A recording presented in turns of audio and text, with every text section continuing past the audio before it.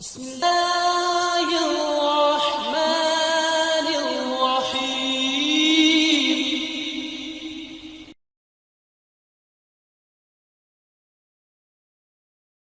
إن الحمد لله ونستعينه ونستغفره.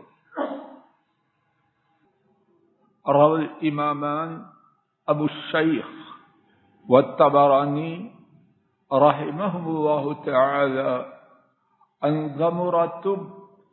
زمرة بن ثعلبة رضي الله تعالى عن النبي صلى الله عليه وسلم قال لا يزال الناس بخير ما لم يتحاسدوا أو كما قال صلوات ربي وسلام عليه وفداه أبي وأمي وما ملكت يميني.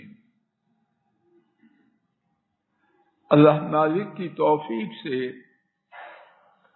انتہائی تباہ کن اور بے انتہا مہلک دنیا و آخرت میں بیماری کے حوالے سے اللہ مالک کی توفیق سے کچھ عاجزانہ گفتگو کرنے کی حقیر سی کوشش کچھ خطبات سے جاری ہے. آج کے سبق میں 3 باتوں کے عرض کرنے کا اللہ کی رحمت کی امید پر ارادہ کر کے حاضر ہوا ہوں. پہلی بات، حسد نہ کرنے کا کچھ فائدہ، مکمل فائدہ بیان کرنا میری طاقت سے باہر ہے. دوسرا نکتہ، اپنے آپ کو حسد کرنے سے بچانے کے لیے کچھ تدبیریں، ساری نہیں، ساری اللہ جانے مجھ میں کہاں طاقت ہے کہ ساری عرض کر سکوں. اور تیسری بات، دوسروں کے حسد سے اپنے آپ کو بچانے اور ان کے حسد کے آثار اور نتائج سے اللہ کی رحمت سے اپنے آپ کو محفوظ کرنے کی کچھ تدبیر. اور ان باتوں میں سے جہاں تک اپنے مقررہ وقت میں بات پہنچی انشاءاللہ وہاں روک دیں گے. اللہ کرے کہ کہنے اور سننے کا مجھ ناکارے اور آپ سب کو دنیا میں اور آخرت میں ان کی رحمت سے فائدہ ہو. پہلا نکتہ، حسد میں جو بہت زیادہ خیر ہے اس میں سے ابتدا میں جو حدیث شریف پڑھی گئی، امام ابو شیخ اور امام طبرانی نے اس حدیث کو روایت کیا. زمرہ بن ثعلبہ سے زمرہ بن ثعلبہ رضی اللہ تعالی عنہ نے روایت کیا، ہمارے نبی کریم صلی اللہ علیہ وسلم نے فرمایا، لوگ جب تک آپس میں ایک دوسرے سے حسد نہ کریں گے وہ خیر کے ساتھ رہیں گے. اللہ اکبر، یا اللہ یہ ہمیں نصیب فرما. خیر، نبی محترم صلی اللہ علیہ وسلم نے کامن نون اس میں نکرہ استعمال فرمایا. کون سی خیر؟ عظیم خیر. اس کا بیان کرنا کسی مخلوق کے لیے شاید ممکن نہ ہو، خالق ہی جانے. آپ اپنی زندگی کا کوئی گوشہ لیں، بچوں کی دنیا ہو، گھر کی دنیا ہو، خواتین کی، مردوں کی دنیا ہو، علماء کی دنیا ہو، سیاستدانوں کی دنیا، سول کی دنیا ہو، ملٹری کی دنیا ہو، کاروباری زندگی ہو، سماجی زندگی ہو، مجھے ڈھونڈ کے بتلائیے جہاں حسد آیا وہاں خیر رہی۔ اگر صرف حسد کی وجہ سے آنے والی بربادیوں کا ذکر کرنا شروع کیا جائے تو اللہ جانے کب جا کے وہ ساری بربادیاں بیان ہوں یا ہو ہی نہ سکے۔ چھوٹی سی مثال، اور اللہ نہ کرے کہ بہت سے گھروں میں موجود ہو،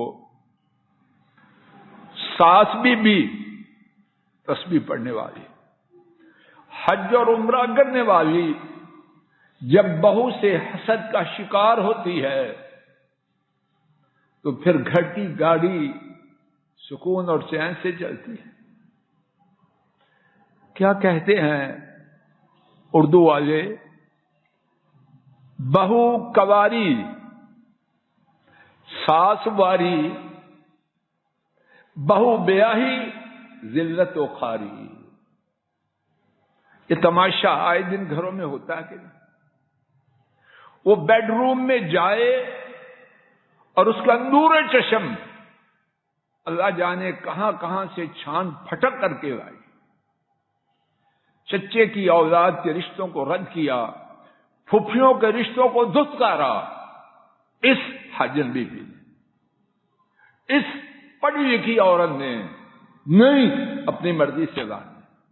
اب آ گئی، کس کی چائس ہے؟ بیٹا کوئی اچھا تھا، اس نے کہا اماں جی جو آپ کرو میں مانتا ہوں۔ خوش نصیب بیٹے تھے، ہیں اور انشاءاللہ رہیں گے، اگرچہ خرابی بہت زیادہ ہو چکی، وہ الگ رونا ہے۔ اب بازو کھڑے کر کے نعرے لگاتی تھی، رشتہ لائی ہوں، کیا بات، کہیں چاند کو مان کر رہی ہے اور کیا کچھ کر رہی ہے۔ اب بیڈ روم میں جانا اس کی ساری بیماریوں کی ماں بن چکا، نہ ناشتے میں سکون ہے، نہ کھانے میں، اور رات تو اللہ جانے کیسے گزرتی۔ کس طرح گھر کا نقشہ، شادی کی خوشیاں جو اتنی تھی کہ اللہ کی نافرمانی میں کود رہی تھی، یہی مائی۔ اب کیا ہے، ماتم والا گھر بن چکا۔ اور یہ وہاں نہیں، اوپر جائیے، بڑے ویل ایجوکیٹڈ اور کیا کچھ جو ہیں، ملک کی کریم۔ اب اس کے بعد میرا خیال ہے کچھ کہنے کی ضرورت نہیں، ساری قوم نے کریم منتخب کی، کریم ہی کہتے ہیں میرا خیال، کیوں کھوکھر صاحب آپ سٹیزن کمیٹی کے بہت کچھ، میں تو دور کا آدمی ہوں۔ کریم، حسد کی بربادیاں، قتل ہمارے ملک میں ہوئے کہ نہیں ہوئے، کیا کچھ ہوا، آپ مجھ سے زیادہ جانیں۔ مسجد میں حسد آ جائے، جہاں حسد ہوا وہاں خیر۔ ڈاکٹر صاحب ہسپتالوں میں خیر ہے اگر حسد ہو تو؟ دو چیزیں اکٹھی نہیں ہو سکتی۔ میں تو یہی سمجھا ہوں، بڑے بڑے میرے سامنے پڑھے لکھے فاضل لوگ موجود، حسد اور خیر دونوں میں اجتماع نہیں، ایک میان میں یہ دو چیزیں جمع نہ تھی، نہ ہے، نہ ہوں گی۔ اور اس کے برعکس، لا یزال الناس بخیر ما لم یتحاسدوا، ایک ایک لفظ پہ سب کچھ قربان۔ یتحاسدوا باب تفاعل، نہ ادھر سے حسد ہو نہ ادھر سے، دونوں طرف نہیں حسد۔ کیا ہوگا؟ لوگ ہمیشہ خیر سے رہیں گے۔ یہ ایک زمانے کی بات نہیں، دو کی نہیں، ایک ایسا آفاقی قاعدہ، یونیورسل ٹروتھ، یہی کہتے ہیں، آفاقی قاعدہ ہے۔ حسد نہ ہوگا، خیر۔ اور کہاں کہاں ہوگی؟ اگر ایمان اور دیگر اعمال صالح ہو تو آخرت میں بڑی خیر ہے۔ آئیے صرف ایک واقعہ، اور واقعہ کچی پکی روٹی کا نہیں، اللہ ہمیں محفوظ رکھے، قرآن و سنت کے چمکتے ہوئے بیش قیمت انبار ہیں، ہم نے ادھر ادھر کیوں جانا ہے؟ امام احمد رحمہ اللہ نے روایت کیا، سیدنا انس بن مالک رضی اللہ تعالی عنہ اس کے راوی بیان فرماتے ہیں، اور ان پر بھی میرا سب کچھ قربان، ایک چمکتے ہوئے آسمان کے تارے ہیں، وہ بیان کرتے ہیں خوش نصیب لوگ، اور ان کی باتیں رسول کریم صلی اللہ علیہ وسلم کی مجلس میں تھے، یا اللہ دنیا میں تو نہیں، آخرت میں اب دے دینا، آپ کے لیے کوئی مشکل نہیں، یہی محرومی ہماری بہت کافی ہے۔ ہم نبی کریم صلی اللہ علیہ وسلم کی مجلس میں تھے، نبی کریم صلی اللہ علیہ وسلم نے ارشاد فرمایا، یتلو علیکم الآن رجل من اہل الجنہ، تمہارے پاس ابھی ایک آدمی آنے والا ہے جو جنتیوں میں سے ہے، اللہ اکبر۔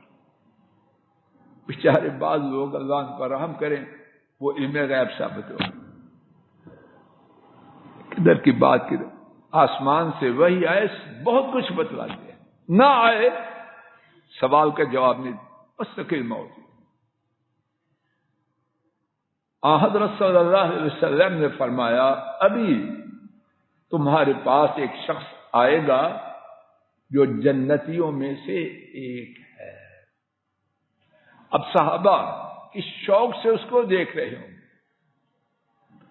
اور یہ فرمان آسمان بدل جائے، زمین بدل جائے، وہ بدل نہیں سکتا۔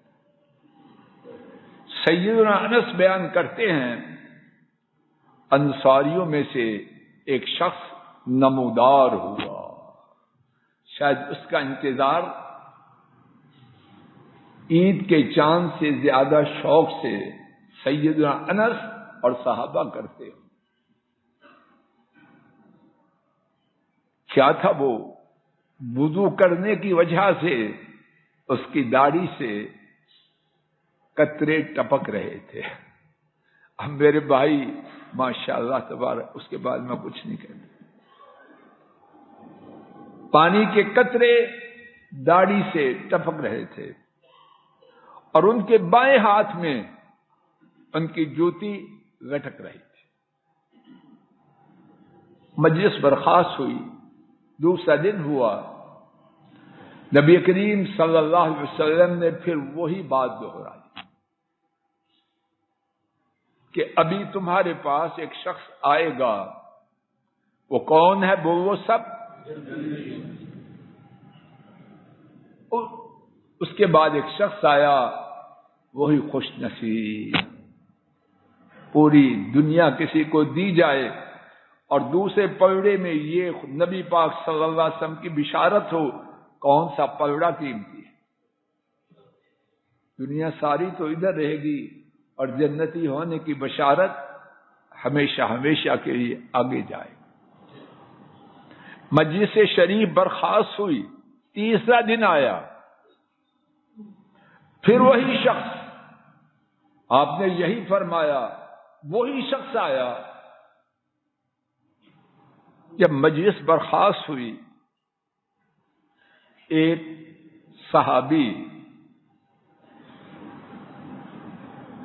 تحقیق کے، ریسرچ کے شیدائی، وہ اس صحابی کے پیچھے ہوئی،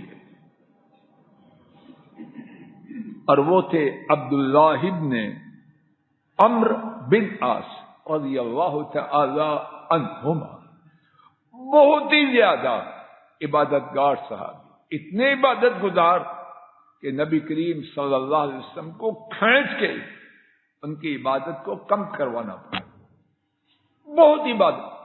ان کا بھی ایک مستقل قصہ ہے اور پیارا قصہ ہے۔ ان کے پیچھے ہوئے، ان سے کہنے لگے میرا اپنے ابو سے کچھ معاملہ بگڑا ہے، اور میں نے قسم کھائی ہے کہ 3 دن میں نے ان کے ہاں حاضر نہیں ہونا، تو اگر آپ مناسب سمجھیں تو مجھے اپنے ہاں پناہ دے لیجیے 3 دن کے لیے۔ انہوں نے فرمایا جی ہاں۔ حضرت انس رضی اللہ عنہ بیان کرتے ہیں کہ عبداللہ رضی اللہ عنہ بیان کیا کرتے تھے کہ وہ 3 راتیں ان کے ساتھ رہے۔ اب 3 راتوں میں وہ خرگوش کی نیند سوئے ہوں گے، تاک میں بیٹھے ہیں، مقصد تو تھا ان کی خلوت کے اعمال کو دیکھنا۔ تو انہوں نے دیکھا کہ تہجد کے لیے تو اٹھے نہیں، ہاں جب بھی کروٹ پلٹتے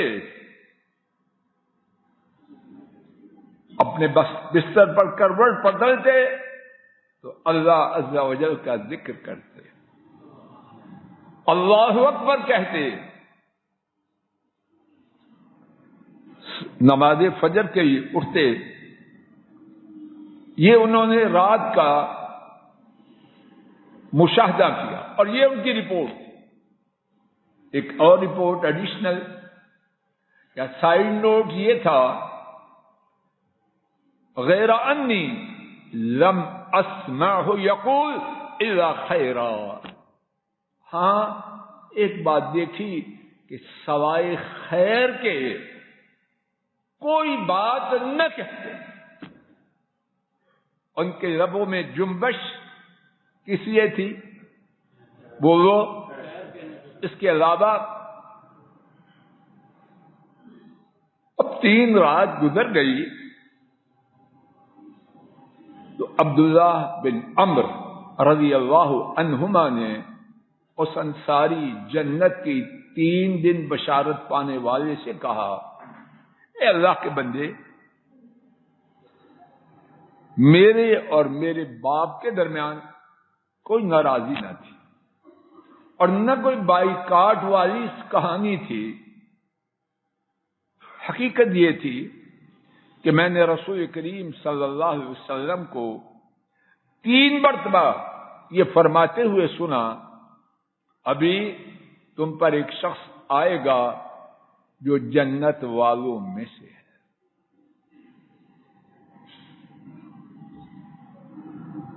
تو 3 دفعہ آپ آئے تو میں نے ارادہ کیا کہ میں آپ کے پاس پناہ لوں اور دیکھوں کہ آپ کا عمل کیا ہے، اور کیوں دیکھوں؟ فَأَقْتَدِيَ بِهِ، تو میں بھی وہی عمل کروں۔ اور عبداللہ ابن عمرو ان کی سیرت یہ ہے کہ وہ کرنے والے۔ فَلَمْ أَرَكْ تَعْمَلُ كَثِيرَ عمل، لیکن میں نے آپ کے ہاں کوئی بہت زیادہ عمل نہیں دیکھا۔ اپنی کہانی سچی بیان کر۔ اس انصاری جنتی صحابی نے کہا، ما هو الا ما راک، میں وہی ہوں جو تو نے دیکھا ہے اور کچھ نہیں۔ یعنی یقیناً میرے پاس کوئی خاص عمل، بولو۔ جب عبداللہ ابن عمرو نے اپنا رخ موڑا کہ جائیں، انصاری مسلمان نے کہا واپس آؤ۔ حاضر ہوئے، فرمایا اس انصاری 3 دن جنت کی بشارت پانے والے نے، اللہ کرے کہ یہ ان کی بات میرے، اگر آپ چاہیں تو آپ کو بھی دعا کر دوں اور آپ کے سینوں میں اور عمل اور دل میں آ جائے۔ جو لکھنا چاہے لکھ لے، اللہ کے فضل و کرم سے پکی بات ہے۔ انی لا اجد فی نفسی لأحد من المسلمین غشا ولا احسد احدا على خیر اعطاہ اللہ ایاہ۔ ان کی بات اس کے دو حصے ہیں۔ پہلی بات، میں اپنے دل میں کسی مسلمان کے لیے کھوٹ نہیں پاتا۔ یا اللہ نکمے ہیں، دور ہیں اس بات سے، دور۔ آپ کا مجھے پتہ نہیں، اپنی بات کرتے۔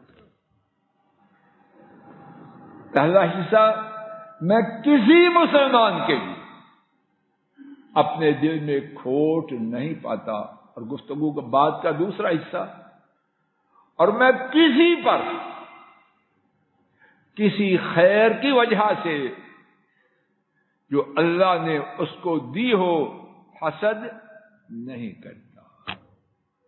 دوبارہ دہراتا ہوں، مجھے آپ کو یاد ہو جائے، میں کسی کے لیے اپنے دل میں، سب بولو اگر پسند کرو، میں کسی کے لیے، بات آپ کو پسند نہیں اس لیے نہیں بول رہے، یا ناشتہ نہیں کیا، اونچی بولو، میں کسی کے لیے، قریش صاحب تھوڑی آواز کوئی نہیں، ناشتہ نہیں دیتا ساڈی بہن، اونچی بولو، میں کسی کے لیے اپنے دل میں کھوٹ نہیں پاتا، اور کسی پر کسی نعمت کی وجہ سے حسد نہیں کرتا۔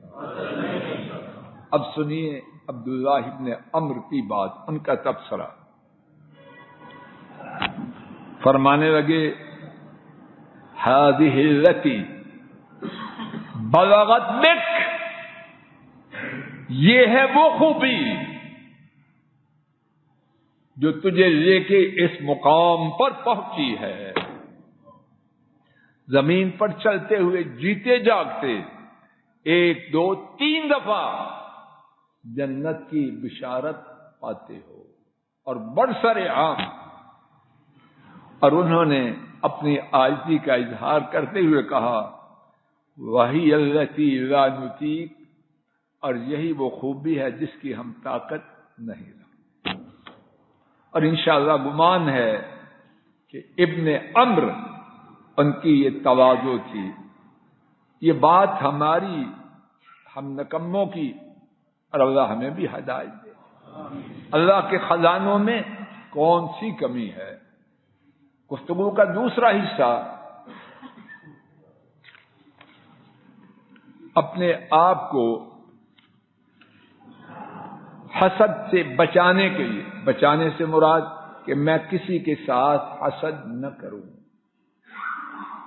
رب العالمین نے ہمیں تدبیریں دی ہیں، ان میں سے میں نے 6 تدبیریں جمع کی ہیں، 1 منٹ باقی ہے، صرف ان کے ٹائٹلز، عناوین سماعت فرما لیجیے۔ اللہ خیر کرے، توفیق دے تو آئندہ خطبہ جمعہ میں ان کی قدر تفصیل عرض کرنے کی عاجزانہ کوشش کروں گا۔ پہلی بات یہ ہے کہ حسد میں اللہ تعالی کے بارے میں بد عقیدہ ہے۔ نعمت اس کے تقسیم کرنے والے اللہ ہے، تو حاسد بدبخت جب حسد کرتا ہے تو بالفاظ دیگر وہ کہہ رہا ہے اللہ پاک کو تقسیم کا سلیقہ نہیں آتا، معاذ اللہ۔ اگر سمجھتا کہ اللہ کو تقسیم کا سلیقہ آتا ہے تو پھر حسد کیوں کرتا؟ وقت ہو گیا، یہی بات کو روکتا ہوں۔ انشاءاللہ الرحمن آئندہ خطبہ جمعہ کا اسی نقطہ سے آغاز کرنے کا ارادہ ہے۔ اللہ تعالیٰ اپنے فضل و کرم سے کہنے والے نہ کرے، اور سب سننے والوں کو حسد کی لعنت سے بچائے۔ کسی سے حسد نہ کریں، اور اللہ یہ بھی ہم پہ رحمت کرے کہ کوئی بھی ہم سے حسد نہ کرے. اور انشاءاللہ آئندہ خطبہ جمعہ میں حسد کو، اپنے آپ کو حسد کرنے سے بچانے، اور دوسرا حصہ اور دوسروں کے حسد سے بچنے، اور اگر وہ کریں تو اس کے برے آثار سے بچنے کی تدابیر کیا ہے، عرض کرنے کا عاجزانہ ارادہ ہے. اللہ توفیق دے. وآخر دعوانا ان الحمد للہ رب العالمین. الحمد للہ نحمده ونستعینه ونستغفره ونعوذ بالله من شرور أنفسنا ومن سيئات أعمالنا من يهده الله فلا مضل له